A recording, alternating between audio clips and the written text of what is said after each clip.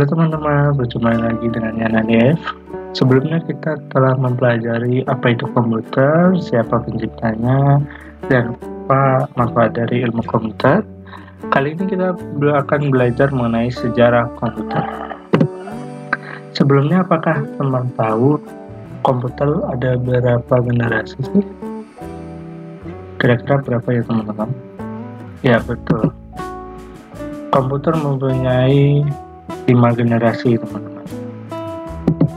Jadi pada komputer generasi pertama pada tahun 1940-an sampai 1956, komputer EINAC merupakan komputer generasi pertama pada tahun 1960-an yang dikembangkan untuk desain pesawat dan peluru kendali. Komputer generasi pertama ini digagas oleh Konrad Zuse.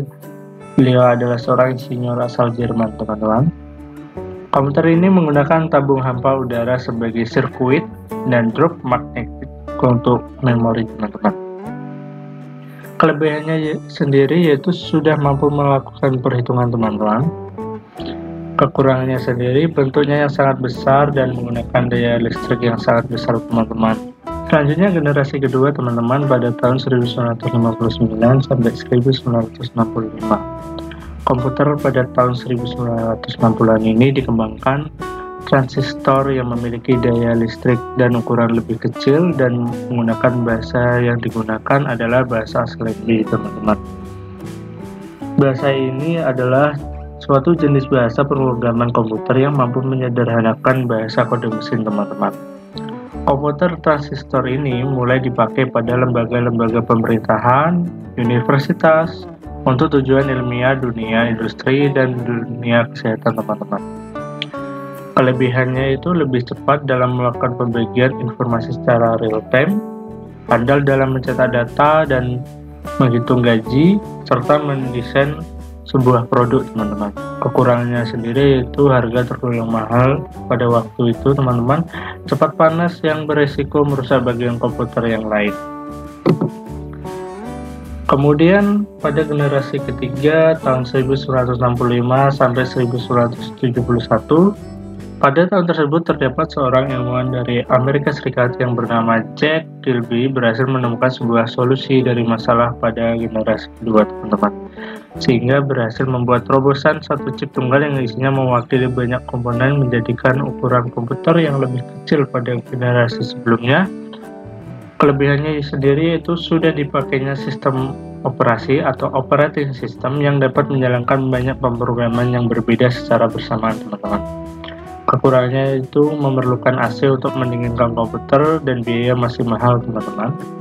Pada generasi keempat ini pada tahun 1971 sampai 1980-an, komputer generasi keempat ini banyak perusahaan-perusahaan melakukan terobosan dengan menggunakan chip tunggal yang dapat menampung ribuan komponen komputer dengan teknologi LSI atau Large Scale Integration, lalu bertransformasi menjadi VLSI, yaitu ratusan ribu IC yang akhirnya tercipta komputer mikro atau komputer lebih kecil pada generasi sebelumnya, teman-teman.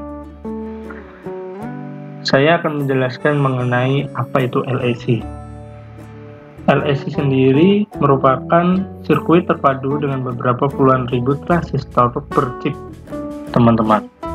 Kemudian FLSI yaitu ratusan ribu IC, teman-teman, atau IC yang terdiri dari puluhan ribu hingga ratusan ribu transistor di dalam kemasannya, teman-teman.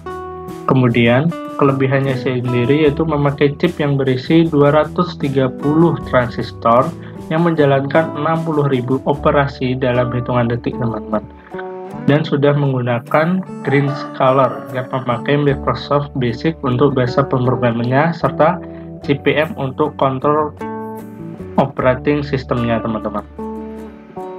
Kekurangannya sendiri yaitu penyebaran konektivitas jaringan, ditemukan virus atau malware berbahaya, kemudian sangat tergantung pada internet dan diperlukan lebih banyak penyimpanan, teman-teman.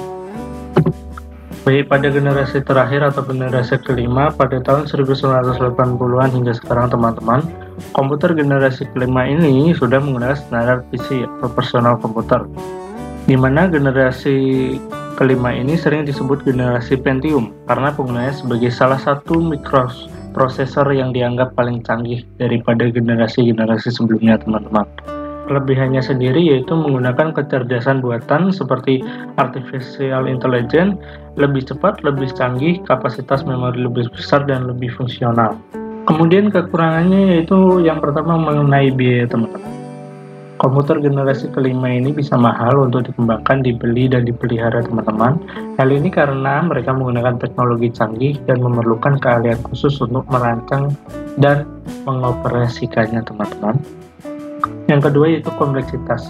Komputer generasi kelima ini juga bisa lebih kompleks dibandingkan generasi sebelumnya, dengan komponen perangkat keras dan perangkat lunaknya yang lebih canggih, teman-teman. Ini berarti bahwa mereka mungkin memerlukan lebih banyak pengetahuan teknis dan keterampilan untuk mengoperasikannya dan memeliharanya, teman-teman. Yang ketiga yaitu ketergantungan pada kecerdasan buatan. Bisa jadi komputer generasi kelima ini dirancang untuk menggunakan kecerdasan buatan untuk memecahkan masalah yang kompleks.